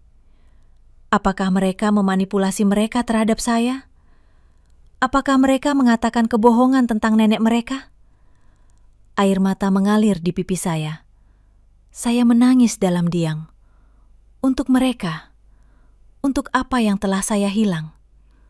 Untuk apa yang tidak akan pernah saya miliki. Tetapi saya tidak menarik laporan itu. Pada hari keempat, saya menerima pesan teks dari nomor yang tidak dikenal. Saya membukanya. Nenek, ini Siti. Ayah dan ibu bilang nenek sakit, bahwa nenek kehilangan akal. Benarkah? Saya rindu nenek. Kenapa nenek tidak datang menemui kami lagi? Hati saya hancur. Mereka menggunakan anak itu. Mereka menempatkannya di tengah. Saya membalas. Siti, nenek tidak sakit. Nenek baik-baik saja. Nenek sangat mencintaimu. Tapi saat ini ibumu dan nenek punya masalah orang dewasa. Ini bukan salahmu. Jangan pernah lupakan itu. Apakah kita akan bertemu lagi? Nenek tidak tahu, sayang. Tapi nenek akan selalu mencintaimu, apapun yang terjadi. Ibu menangis sepanjang waktu. Dia bilang nenek menyakitinya. Kenapa nenek menyakitinya? Saya menutup mata. Bagaimana menjelaskan kepada anak berusia 13 tahun bahwa ibunya mencuri dari saya? Bahwa dia mencoba mengurung saya? Bahwa dia menggunakan saya selama bertahun-tahun? Kadang-kadang orang dewasa harus membuat keputusan sulit untuk melindungi diri mereka sendiri. Itulah yang nenek lakukan. Saya tidak mengerti. Suatu hari nanti kamu akan mengerti. Nenek janji. Tidak ada balasan lagi. Saya memblokir nomor itu, bukan karena kekejaman, tetapi demi kelangsungan hidup. Saya tidak bisa membiarkan mereka memanipulasi saya menggunakan anak-anak. Pada hari kelima, surel tercatat tiba. Saya tanda tangan. Saya membukanya. Itu adalah surat dari seorang pengacara, perwakilan Rina Teles dan Flavio Teles. Surat itu mengatakan bahwa mereka sedang mempertimbangkan untuk mengajukan tuntutan balik atas pencemaran nama baik, bahwa tuduhan saya palsu dan merusak, bahwa saya memiliki 72 jam untuk menarik laporan atau menghadapi konsekuensi hukum. Saya menelpon Siti. Saya membacakan surat itu padanya. Dia tertawa. Itu taktik intimidasi. Itu tidak berdasar. Kamu punya bukti. Mereka takut. Abaikan saja. Apa kamu yakin? Sepenuhnya. Bahkan ini memberi saya lebih banyak amunisi. Mereka mencoba membungkammu melalui ancaman hukum. Itu akan kita tambahkan ke berkas. Bagaimana jika mereka benar-benar menuntut saya? Biarkan, mereka akan kalah, dan itu akan memakan biaya yang tidak mereka miliki. Malam itu saya tidur sedikit lebih nyenyak. Pada hari ke-6, saya menerima panggilan dari nomor yang tidak saya kenali. Saya menjawab dengan hati-hati. Miranda Teles, siapa ini? Saya Detektif Joko Bautista. Saya bertanggung jawab atas penyelidikan kasus penyalahgunaan finansial yang Anda ajukan. Apakah Anda punya waktu untuk bicara? Ya. Kami telah meninjau bukti yang diajukan pengacara Anda. Itu kuat, sangat kuat. Penarikan yang tidak sah didokumentasikan. Surat kuasa yang diperoleh melalui penipuan jelas. Kami memiliki cukup untuk melanjutkan. Apa artinya itu? Artinya kami akan memanggil putri dan menantu Anda untuk bersaksi. Kami akan meninterogasi mereka. Kami akan meninjau semua rekening mereka. Jika kami menemukan lebih banyak ketidakberesan, kami akan mengajukan tuntutan formal. Berapa lama waktu yang dibutuhkan? Tergantung kerjasama mereka. Jika mereka mengaku dan mengembalikan uang, itu bisa diselesaikan dengan cepat. Jika mereka melawan, itu bisa memakan waktu berbulan-bulan. Saya mengerti. Nyonya Teles, saya perlu menanyakan sesuatu. Apakah Anda yakin ingin melanjutkan? Kasus-kasus ini sulit, terutama ketika melibatkan keluarga. Segalanya menjadi buruk.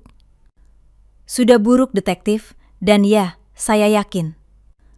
Baik, kami akan terus memberitahu Anda. Saya menutup telepon. Saya duduk di sofa. Saya melihat keluar jendela. Langit abu-abu, awan tebal mengancam hujan. Saya memikirkan Rina, anak perempuan yang dulu, wanita yang dia jadinya. Bagaimana uang telah mengubahnya? Atau mungkin dia selalu seperti itu dan saya tidak pernah mau melihatnya. Saya memikirkan diri saya sendiri, wanita yang saya dulu, penurut, murah hati sampai berkorban, tidak terlihat. Dan wanita yang saya pelajari untuk menjadi teguh, terlindungi, terlihat, tidak ada jalan kembali. Badai baru saja dimulai, tapi saya punya payung, saya punya perisai, saya punya Siti. Dan untuk pertama kalinya dalam beberapa tahun, saya memiliki diri saya sendiri. 2 minggu berlalu, 2 minggu keheningan dari pihak Rina dan Flavio. Itu adalah keheningan yang aneh, tidak wajar, seperti ketenangan sebelum badai yang lebih besar. Saya tahu ada sesuatu yang terjadi di balik layar. Siti terus memberi saya informasi. Mereka dipanggil untuk bersaksi besok, katanya melalui telepon. Detektif Bautista sudah menyiapkan semuanya, bukti, laporan bank, surat kuasa palsu, semuanya. Apa yang akan terjadi? Mereka akan menginterogasi mereka secara terpisah, mencari ketidaksesuaian dalam cerita mereka. Jika salah satu dari mereka patah, semuanya runtuh. Apakah kamu pikir mereka akan mengaku? Flavio tidak, dia terlalu sombong. Tapi Rina, mungkin. Ketika dia melihat bahwa bukti tidak dapat dibantah, Mungkin dia akan mencoba menyelamatkan dirinya dengan menyalahkan Flavio. Malam itu saya tidak bisa tidur. Saya membayangkan adegan itu. Rina duduk di ruang interogasi. Detektif menunjukkan surat-surat itu. Penarikan, tanggal, jumlah. Wajahnya ketika dia menyadari bahwa tidak ada jalan keluar. Sebagian dari diri saya merasa puas, tetapi bagian lain, bagian kecil yang masih ingat ketika dia masih bayi, merasakan sakit. Keesokan harinya saya menunggu di samping telepon. Siti telah memberitahu saya bahwa dia akan menelpon setelah kesaksian. Jam berlalu lambat. Saya membuat kopi. Saya tidak meminumnya. Saya mencoba membaca. Saya tidak bisa berkonsentrasi. Saya berjalan di apartemen saya. Dari ruang tamu ke dapur. Dari dapur ke kamar tidur. Berulang kali. Pukul 5 sore, telepon berdering. Miranda? Selesai. Dan? Itu persis seperti yang saya pikirkan. Flavio menyangkal segalanya. Dia bilang penarikan diizinkan secara lisan olehmu, bahwa kamu menandatangani surat kuasa dengan mengetahui persis apa itu, bahwa semua ini adalah hasil rekayasa seseorang yang memanipulasimu. Lalu Rina? Siti berhenti sejenak. Rina patah. Dia menangis selama setengah jam. Dia mengaku menipumu dengan surat kuasa. Dia mengakui mengambil uang tanpa izinmu. Tetapi dia mencoba membenarkannya dengan mengatakan itu untuk keadaan darurat keluarga. Bahwa kamu tidak pernah bertanya di mana uang itu dihabiskan. Bahwa dia mengira itu baik-baik saja. Mengira? Iya, seolah mengira sudah cukup untuk mengambil $23.000 dari rekeningmu. Apa selanjutnya? Jaksa akan meninjau kasus ini, memutuskan apakah akan mengajukan tuntutan formal. Tapi Miranda, ada hal lain. Apa? Detektif menyelidiki lebih dalam. Dia menemukan hal-hal lain. Rina menggunakan asuransi kesehatanmu untuk membayar prosedur estetika untuk dirinya sendiri. Botox, facial filler, perawatan gigi. Menambah $7.000 lagi dalam penipuan asuransi. Saya pusing. Saya harus duduk. Maaf, tapi lebih baik kamu tahu segalanya. $30.000 total. $30.000 yang dicuri dari saya sementara saya tinggal di apartemen kecil, makan sup kalengan 3 kali seminggu untuk menghemat. Akan ada tuntutan. Sangat mungkin. Penipuan asuransi adalah kejahatan federal. Itu sudah tidak tergantung padamu. Pemerintah akan menindaklanjutinya bagaimanapun juga. Saya menutup telepon. Saya tetap duduk di sofa, tak bergerak, memproses. Anak saya akan menghadapi tuntutan pidana. Dia mungkin akan masuk penjara. Reputasinya akan hancur. Hidupnya, seperti yang dia kenal, akan berakhir. Dan saya yang menyalahkan sumbu. Apakah saya menyesal? Tidak. Hari-hari berikutnya kacau. Berita itu bocor. Kota-kota kecil memang seperti itu. Rumor terbang lebih cepat daripada kebenaran. Saya menerima panggilan dari orang-orang yang tidak saya lihat selama bertahun-tahun. Tetangga dari rumah lama saya, rekan kerja dari toko roti. Semua dengan pertanyaan yang sama. Benarkah anakmu mencuri darimu?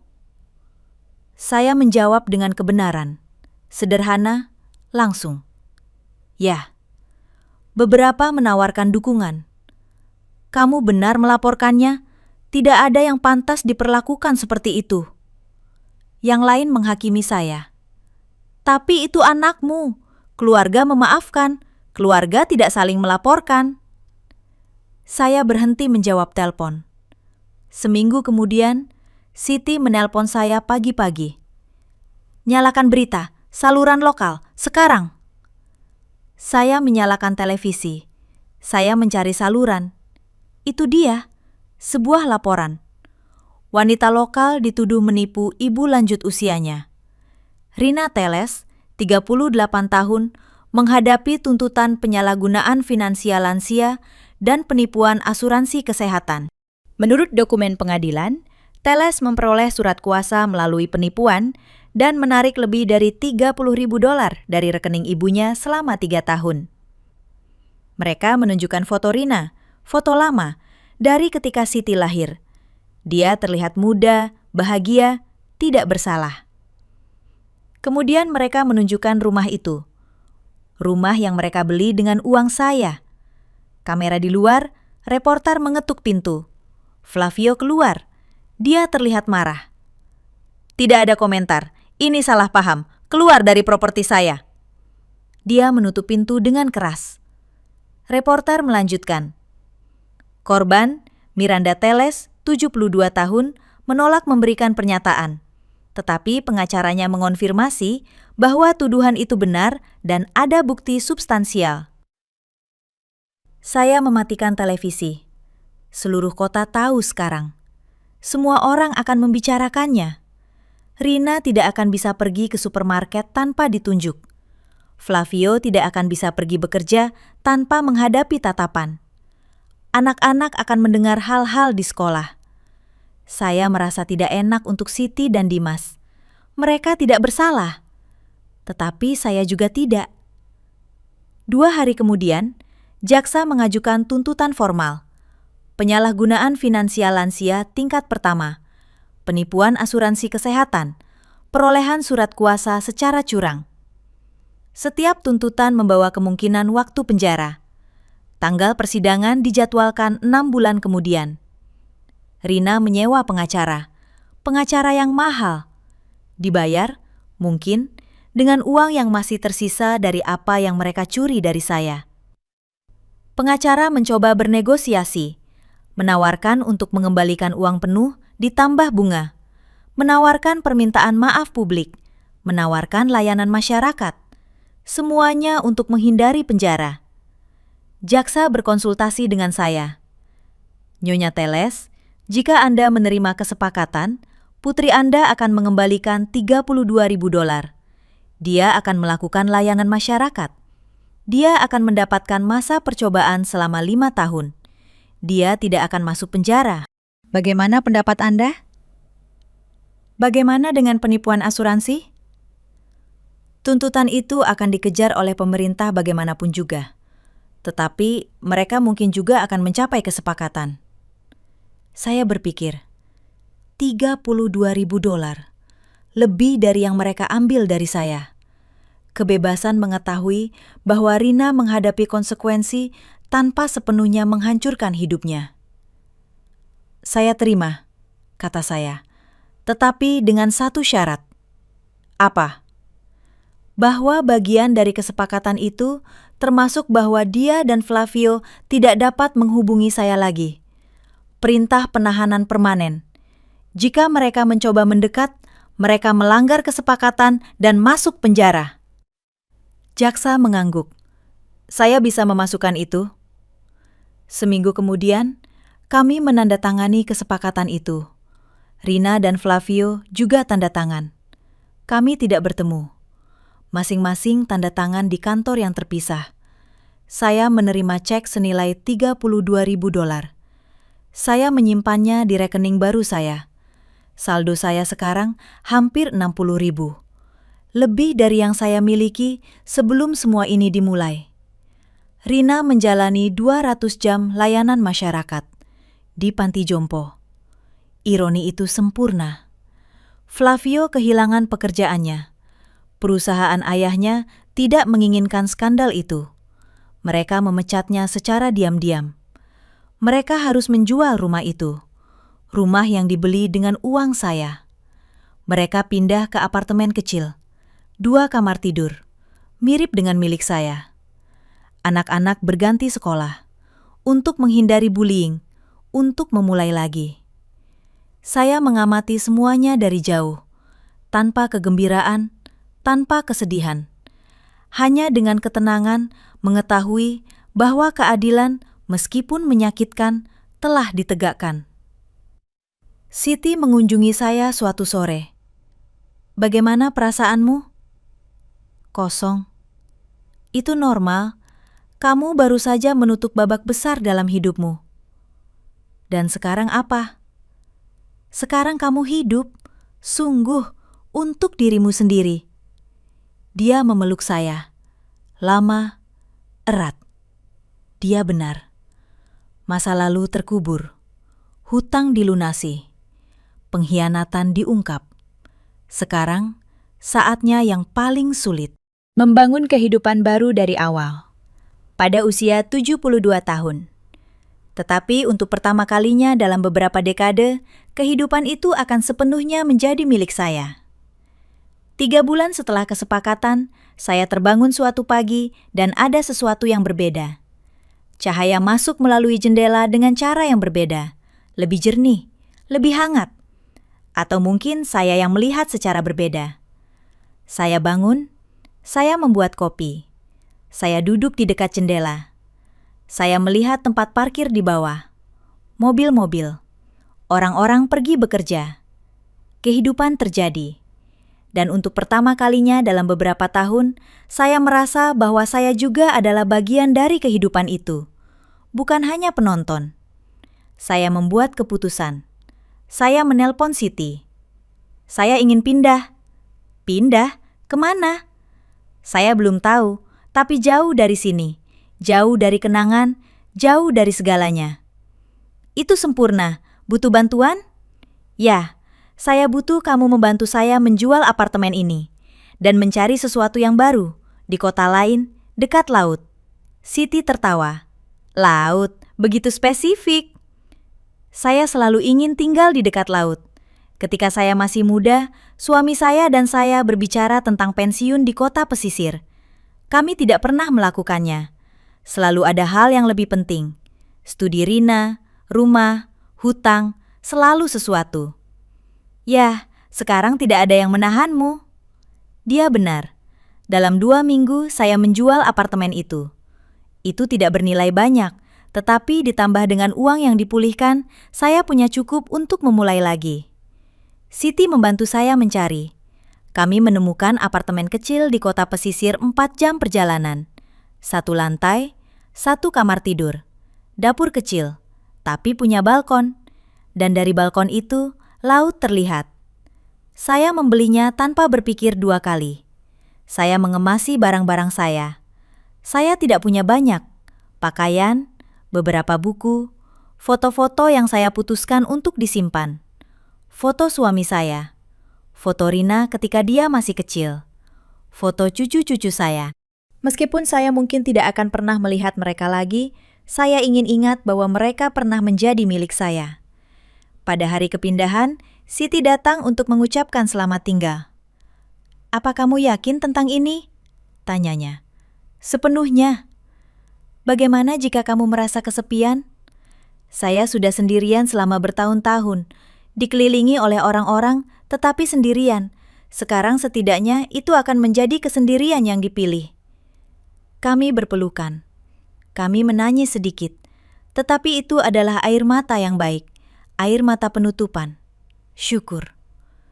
"Terima kasih sudah menyelamatkan saya," kata saya. "Saya tidak menyelamatkanmu, kamu menyelamatkan dirimu sendiri. Saya hanya memberimu alatnya." Saya naik ke mobil saya, sedan tua berwarna perak yang sama. Saya berkendara selama 4 jam. Jalan raya yang panjang, pemandangan yang berubah, gunung, lembah, dan akhirnya laut. Ketika saya tiba di kota itu, saya turun dari mobil dan bernapas. Udara berbau garam, kebebasan. Apartemen saya kecil tapi sempurna, dinding putih bersih, lantai kayu terang, jendela besar, dan balkon itu dengan pemandangan laut. Saya membongkar barang perlahan. Saya menata barang-barang saya. Saya menaruh foto-foto di rak. Saya menggantung pakaian saya. Saya mengatur dapur. Pada hari ketiga, saya memutuskan untuk melakukan sesuatu yang belum pernah saya lakukan. Belajar mengemudi lebih baik. Sungguh baik, dengan percaya diri. Saya mendaftar di kelas mengemudi untuk orang dewasa lanjut usia. Instrukturnya adalah seorang pria muda, sabar, ramah. Dia mengajari saya parkir paralel, mengemudi di jalan tol untuk tidak takut. Anda mengemudi dengan sangat baik untuk usia Anda, katanya suatu hari.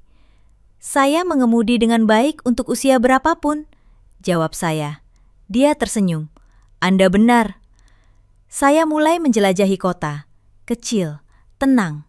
Ada perpustakaan, toko roti yang berbau kayu manis dan vanila, pasar ikan setiap hari Minggu. Orang-orang ramah yang menyapa tanpa mengenal Anda. Saya mulai berjalan di pantai setiap pagi, tanpa alas kaki, merasakan pasir di antara jari-jari saya. Air dingin di kaki, matahari di wajah. Saya bertemu wanita lain, wanita seusia saya. Beberapa janda, beberapa bercerai, beberapa yang juga melarikan diri dari keluarga beracun. Kami berkumpul pada hari Kamis untuk minum kopi, berbicara, tertawa. Salah satu dari mereka, Cecilia, berkata kepada saya suatu hari, "Tidak ada kata terlambat untuk memulai lagi." Saya berusia 72 tahun, jawab saya. Memangnya kenapa? Kamu masih bernapas, kamu masih berjalan, kamu masih punya mimpi, itu sudah cukup. Saya mulai menulis. Awalnya hanya untuk diri saya sendiri. Memoar saya, cerita saya, semua yang telah saya jalani. Pengkhianatan, rasa sakit, keadilan, pembebasan. Saya menulis setiap malam di balkon, dengan pemandangan laut, dengan suara ombak di latar belakang. Suatu hari, saya menerima surat dari kota sebelumnya. Saya mengenalinya dari pengirim. Itu dari Siti. Jantung saya berdetak lebih cepat. Saya ragu sebelum membukanya. Akhirnya, saya membukanya. Nenek, saya berusia 14 tahun sekarang. Saya lebih mengerti banyak hal. Ibu menceritakan semuanya. Apa yang dia lakukan, bagaimana dia menyakiti nenek. Dia bilang dia menyesal, tapi sudah terlambat. Saya ingin nenek tahu bahwa saya tidak marah pada nenek. Saya mengerti mengapa nenek melakukan apa yang nenek lakukan. Dan meskipun saya tidak bisa melihat nenek, saya mencintai nenek. Saya akan selalu mencintai nenek. Saya harap nenek bahagia, dimanapun nenek berada. Cucu nenek, Siti. Saya menangis. Saya menangis untuknya, untuk kepolosannya, untuk pemahamannya di luar usianya. Saya membalasnya. Saya menceritakan tentang laut, tentang kehidupan baru saya, tentang wanita yang saya temui. Saya mengatakan kepadanya bahwa saya mencintainya, bahwa saya akan selalu mencintainya, dan bahwa ketika dia dewasa, jika dia ingin mencari saya akan ada di sini. Saya mengirim surat itu. Saya tidak tahu apakah Rina membiarkannya membacanya, tetapi saya telah memenuhi kewajiban saya untuk mengirimkannya. Bulan berlalu. Musim panas berubah menjadi musim gugur. Musim gugur menjadi musim dingin. Setiap musim membawa sesuatu yang baru. Persahabatan baru, rutinitas baru, kedamaian baru. Saya berulang tahun yang ke-73. Teman-teman saya membuat pesta kecil di pantai. Kue coklat, lilin yang dipadamkan oleh angin, tawa, nyanyian yang sumbang. Malam itu, sendirian di balkon saya menatap laut. Ombak naik dan turun. Konstan, abadi. Saya memikirkan semua jalan yang telah saya tempuh. Wanita yang saya dulu, tidak terlihat, penurut, berkorban, dan wanita yang saya sekarang, terlihat, teguh, bebas. Saya tidak punya keluarga di dekat saya. Saya tidak punya cucu mengetuk pintu saya. Saya tidak punya anak menelepon saya pada hari Minggu. Tetapi, saya punya sesuatu yang lebih berharga. Saya memiliki diri saya sendiri, utuh, sepenuhnya, milik saya. Dan itu saya temukan sudah cukup. lebih dari cukup. Jika Anda sampai di sini, terima kasih telah menemani saya dalam cerita ini. Saya tahu sulit untuk membicarakan topik-topik ini. Pengkhianatan keluarga, penyalahgunaan, keharusan memilih diri sendiri di atas mereka yang seharusnya mencintai kita. Tetapi jika Anda mengalami hal serupa, saya ingin Anda tahu ini. Anda tidak sendirian. Anda pantas mendapatkan penghormatan. Anda pantas mendapatkan martabat. Dan tidak pernah ada kata terlambat untuk membela kedamaian Anda. Tinggalkan komentar yang menceritakan bagian mana dari cerita yang paling menyentuh hati Anda. Dan jika Anda mengenal seseorang yang perlu mendengar ini, bagikan cerita ini. Sampai jumpa di lain waktu. Jaga diri baik-baik. Dan ingat, hidup Anda adalah milik Anda. Selalu.